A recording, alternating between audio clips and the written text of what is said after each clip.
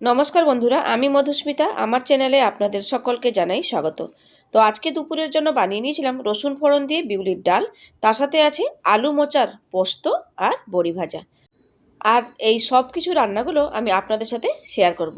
তার আগে কিন্তু একটুখানি চা বসিয়ে দিয়েছি। সকালবেলার টাইম, একটু চা না খেলে না হয়।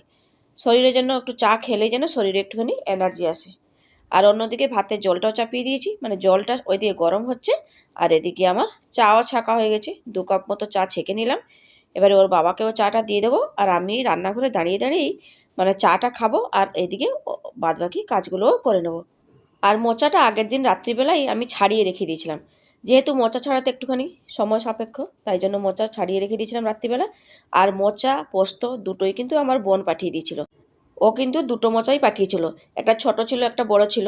আর ছোট মোচাটা তো খাওয়া হয়ে গেছিলো আগেই, আপনাদের সাথে শেয়ার করতে পারিনি। আর এই মোচাটা মানে এটা একটু বড় সাইজের ছিল, এটা রেখে দিয়েছিলাম। আর আগের দিন যেহেতু যে মোচাটা মানে খাওয়া হয়ে গেছে, ওই মোচাটা না আমি পোস্ত বানিয়ে ফেলেছিলাম। আসলে ও বাইরে থাকে, একটু পোস্ত এইসব কিছু খেতেও তেমন পায় না, তাই জন্য ওর জন্য ঝিঙে পোস্ত মানে ঝিঙে আলু পোস্ত বানিয়ে দিয়েছিলাম। আর ঝিঙে আলু পোস্ততে পোস্ত বাটাটা দিয়েছিলাম আর কিছুটা 2 থেকে 3 চামচ মতো মানে পোস্ত বাটাটা ছিল। আমি বুদ্ধি করে কি করলাম, ওই মানে আর পেঁয়াজ রসুন আর বাটলাম না, সময় ছিল না না, যেহেতু ও 2:30-3টার সময় বেরিয়ে যাবে। তাই জন্য কী করলাম, ওই পোস্ত বাটাটা দিয়েই মোচা তরকারিটা রান্না করে ফেললাম।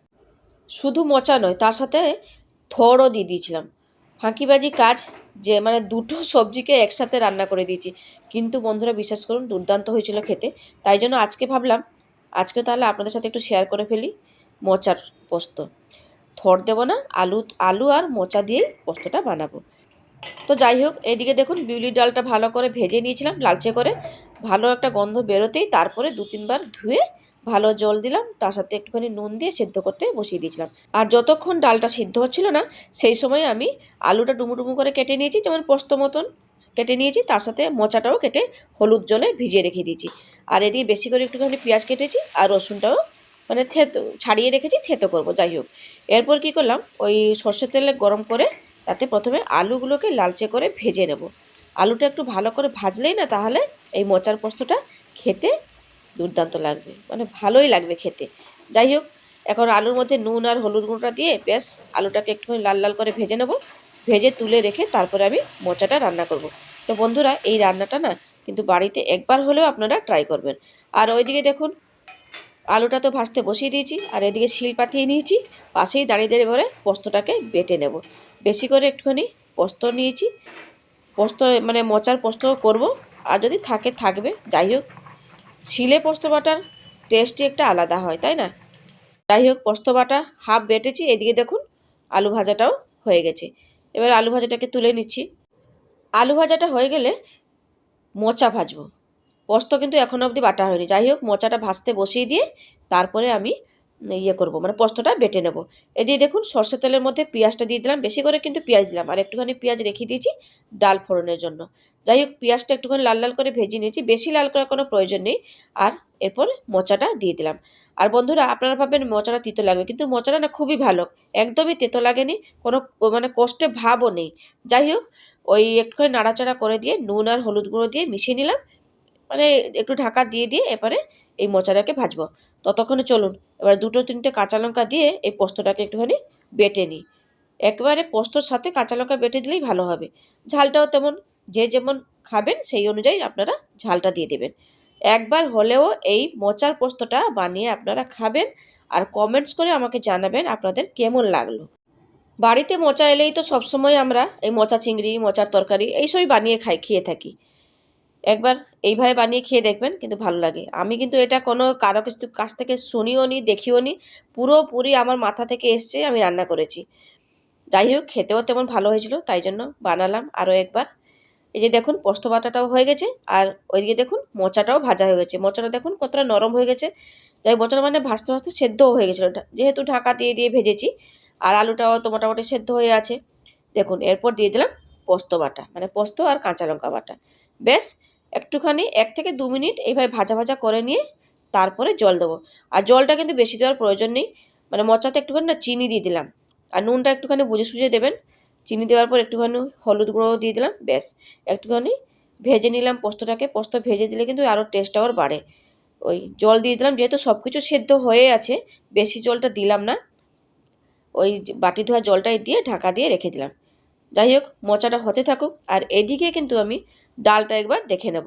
ডালটা তো সিদ্ধ মানে 4টে সিটি দিয়েছিলাম, এবার দেখি ডালটা কেমন হয়েছে। দেখতেই পাচ্ছেন ডালটা ভালো মতো সেদ্ধ হয়ে গেছে। চলুন এরপর পরিমাণ মতো জল দিয়ে দিই। আর ডালটা বেশি ঘন করলেও তেমন খেতে ভালো লাগবে না, একটু পাতলা পাতলা হলে খেতে ভালো লাগে বিউলির ডাল। আর এখন দিয়ে দিচ্ছি হলুদের গুঁড়ো। বেশ, চলুন একটুখানি ঘুটে নেবো ডাল ঘোঁটা দিয়ে। আমি বিউলি ডাল বানালে এরকমই রসুন ফোড়ন দিয়ে দিই। আমাদের কিন্তু খেতে খুব ভালো লাগে, পেঁয়াজ, রসুন, শুকনো লঙ্কা। আর যেহেতু শুকনো লঙ্কাটা শেষ হয়ে গেছে, থাকলে আমি ফোড়নে দিয়ে দিতাম, কাঁচা লঙ্কা দিয়েই আজকে মানে ডালটা সাঁতলেছিলাম।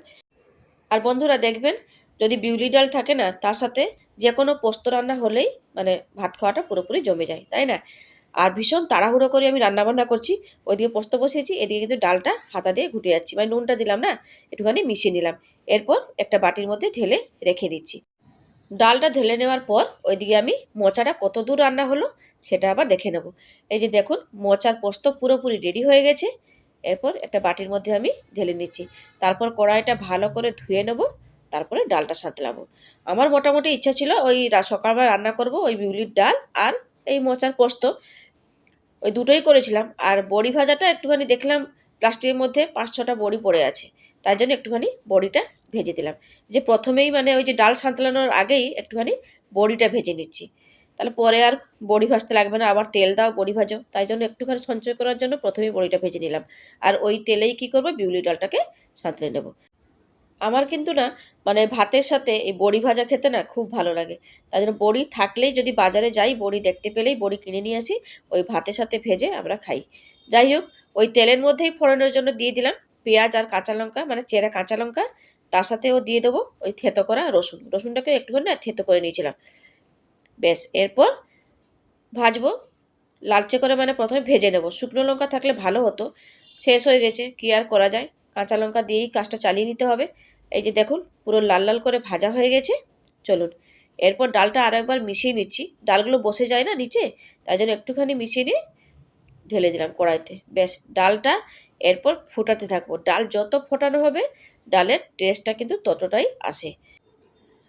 তো এদিকে কিন্তু অফিসের টাইম হয়ে গেছে, ওর বাবাকে খেতে দেবো, তাই জন্য ওইদিকে ডালটা হতে থাকুক, ততক্ষণে আমি একটুখানি ভাতটা বেড়ে ফেলি। আপাতত ভাত, বড়ি ভাজা, এই মোচার পোস্ত এগুলো আপাতত দিতে থাকি, ততক্ষণ ডালটা ভালো মতো ফুটে যাবে। তারপরে ওর বাবাকে খেতে দিলে ও তা খেয়ে বেরোবে। আরেকজন দেখুন ছোটটা ঘুম থেকে উঠে এসে ওই পাশে ওখানে দাঁড়িয়ে রয়েছে। যাই হোক, ও বলছে ভাত খাবে, ও সকালবেলা উঠলেই ঘুম থেকে উঠলেই বলবে আমার ভাত চাই। যাই হোক, ভাতটা বেড়ে নিয়েছি। আর এদিকে দেখুন ডালটাও বেশ ফুটে গেছে, গ্যাসটা বন্ধ করে দেবো। আর ঢালার মতো এখন সময় হাতে নেই, আগে ওর বাবাকে খেতে দিই, তারপরে আমি ডালটা অন্য বাটিতে বেড়ে দেবো। যাই হোক, ভাতটা তো বেড়ে নিয়েছিলাম, এরপর মোচার পোস্তটা দিয়ে দিলাম, আর তার সাথে দুটো বড়ি ভাজা ওকে দিয়ে দেবো। তো সমস্ত কিছু এদিকে রেডি হয়ে গেছে, এরপর চলুন বাটির মধ্যে ডালটা বেড়ে নিই। আর কড়াই মানে বাটিতে ঢালার মতন সময় পাইনি, ওই কড়াই থেকেই হাতা দিয়ে মানে ডালটাকে দিয়ে দিচ্ছি। যাই হোক, ওর বাবাকে খেতে দিয়ে দিই। আর বন্ধুরা, আজকে দুটো রান্না আপনাদের কেমন লাগলো অবশ্যই কিন্তু কমেন্টস করে জানাবেন। আর ভিডিওটি ভালো লেগে থাকলে লাইক শেয়ার করে আমার পাশে থাকার কিন্তু অনুরোধ রইল। তাহলে আবার দেখা হচ্ছে, টাটা।